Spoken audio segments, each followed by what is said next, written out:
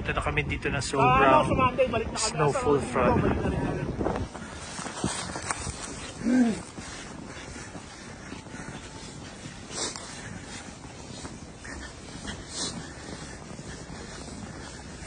Yan friend, nag-evacuate na kami because of the warning of heavy snowstorm.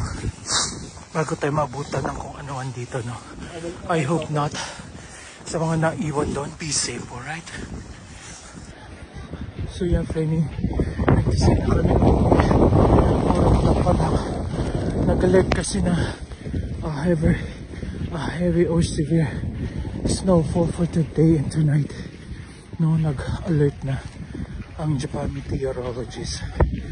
No, so we decided to go home.